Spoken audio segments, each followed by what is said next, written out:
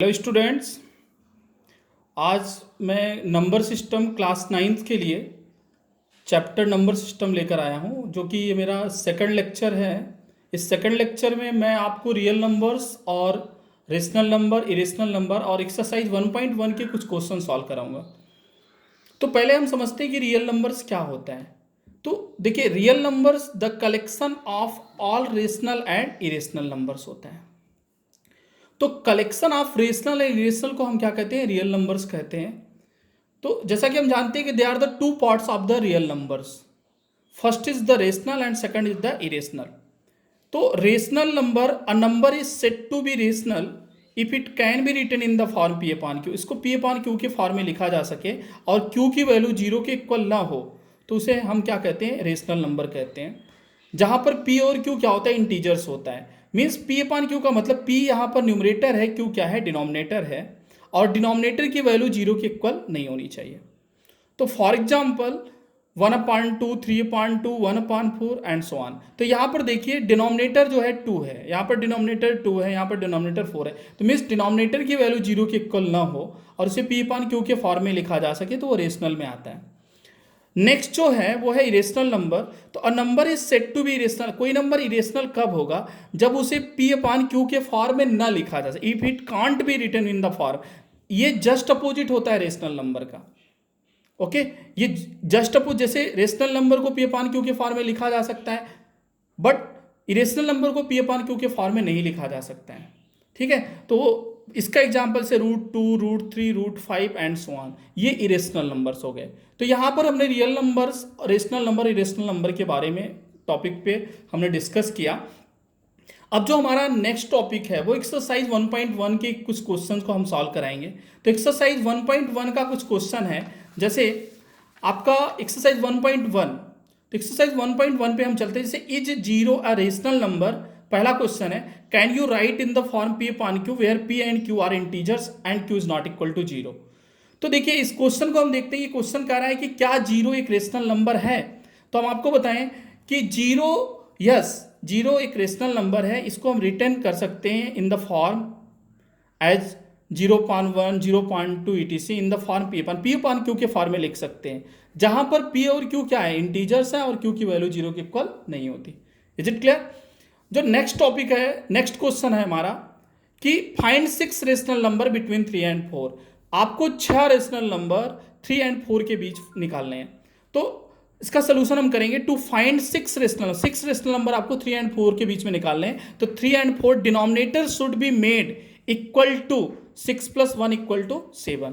तो देयरफॉर अब देखो, डिनोमिनेटर 3 एंड 4 जो है should be made equal to किसके हो जाए? 6 + 1 = 7। तो यहां पर हम लिख सकते हैं 3 इक्वल टू 3 में आप 7 का मल्टीप्लाई किया, 3 7 जा 21 अपॉन 7, माने न्यूमरेटर और डिनोमिनेटर दोनों में हम 7 का क्या करते हैं? मल्टीप्लाई कर देते हैं। तो ये हो गया 21/7। तो 7 को जब 21 में डिवाइड करेंगे क्या आएगा? 3। ये 3 के इक्वल है। 4 × 7/7, 7 का न्यूमरेटर और 7 का डिनोमिनेटर में मल्टीप्लाई कर देते हैं। तो ये हो गया 28/7। मीन्स दैट कि 28 में जब 7 का डिवाइड करेंगे, दैट इज द 7 4 जा 28। तो अगर हमें 6 रेशनल नंबर निकालने हैं 3 एंड 4 के बीच में, can be found by wiring the numerator between. अब न्यूमरेटर क्या हो गया आपका? 21 एंड 28 और डिनोमिनेटर्स दोनों का सेम है 7 7। तो अब 21 एंड 28 के बीच के नंबर्स क्या हो जाएंगे? That is the 22/7, 23/7, 24/7, 25/7, 26/7 and 27/7। तो ये हमारी एक्सरसाइज हो गई। तो इस तरह ये आपकी एक्सरसाइज 1.1 के क्वेश्चंस हुए। अगर इसमें आपको कहीं पे कंफ्यूजन होता है या कहीं पे प्रॉब्लम क्रिएट होती है तो आप नेक्स्ट वीडियो में इसके क्वेश्चन को पूछ सकते हैं या कमेंट बॉक्स में कमेंट कर सकते हैं, और हम एक्सरसाइज 1.2 के कुछ क्वेश्चंस कराएंगे और आपको होमवर्क में एक्सरसाइज 1.1 और एक्सरसाइज 1.2 के क्वेश्चन सॉल्व करने होंगे। तो हम चलते हैं एक्सरसाइज 1.2 के कुछ क्वेश्चंस पे। तो आप अपनी बुक एनसीईआरटी की बुक्स ले लेंगे और एनसीईआरटी बुक्स में आप एक्सरसाइज के क्वेश्चंस को देख लेंगे। तो हम पहले आपको लेके चलते हैं, एक्सरसाइज 1.2 का क्वेश्चन है। तो यहाँ पर एक्सरसाइज 1.2 का क्वेश्चन है, state whether the following statement are true और फॉल्स, जस्टिफाई योर आंसर। यहाँ पर आपको ये क्वेश्चन दिए गए हैं, उसमें बताना, जस्टिफाई करना अपने आंसर को और ये बताना है कि ये जो स्टेटमेंट है ट्रू है या फॉल्स है। तो पहला जो क्वेश्चन है, every irrational number is a real number.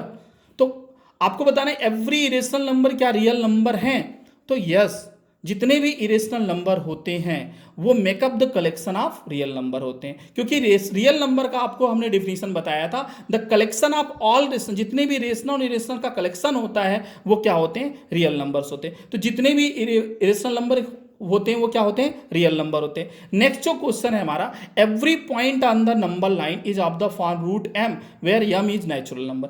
जितने भी पॉइंट हम नंबर लाइन पर फॉर्म करते हैं वो रूट एम के फॉर्म में होते हैं। तो ये आपको बताएं कि ये फॉल्स है, क्योंकि root 2 between root 2 and root 3 are infinitely many numbers and these can not be represented in the form root M where M is a natural number. जैसे रूट 4 इक्वल टू क्या होता है, रूट इक्वल टू 2, तो 2 को भी हम number line पे क्या कर सकते हैं, रिप्रेजेंट कर सकते हैं। तो यहां पर हम कहेंगे दैट इज द, ये फॉल्स है, ये जो स्टेटमेंट है फॉल्स है। क्यों? क्योंकि between root 2 and root 3 there are infinitely many numbers and these can not be represent okay in the form root M, तो where M is a natural number. जो थर्ड हमारा क्वेश्चन है, every real number is an irrational number. जितने भी real numbers होते हैं वो rational number, irrational number होते हैं, तो all rational number are also real number. देखिए आप यहां पर देखो, ये फॉल्स है, ये जो क्वेश्चंस है वो इसका अगर हमने आंसर देना तो ये फॉल्स है। क्यों? क्योंकि रियल नंबर जो होते हैं वो कलेक्शन ऑफ रेशनल और इरेशनल होते हैं, जबकि हम जानते हैं कि रेशनल नंबर जो होते हैं वो इरेशनल नंबर नहीं होते। रेशनल जो होता है इरेशनल का जस्ट अपोजिट होता है, ठीक है। तो यहाँ पर ये दो एक्सरसाइज आपको 1.1 के और 1.2 के कुछ क्वेश्चन हमने सॉल्व कराए। अब आपको जो होमवर्क में आपको एक्सरसाइज करनी है वो एक्सरसाइज 1.1 और एक्सरसाइज 1.2 के जो क्वेश्चन बचे हुए हैं उस क्वेश्चन को सॉल्व करने हैं ओके। तो यहाँ पर हमारा वीडियो यहाँ पर समाप्त हो रहा है, और नेक्स्ट जो लेक्चर में हम फिर से आपको एक्सरसाइज के कुछ और क्वेश्चंस कराएंगे और अगली एक्सरसाइज के लिए कुछ आर्टिकल्स बताएंगे ओके। Thanks for watching.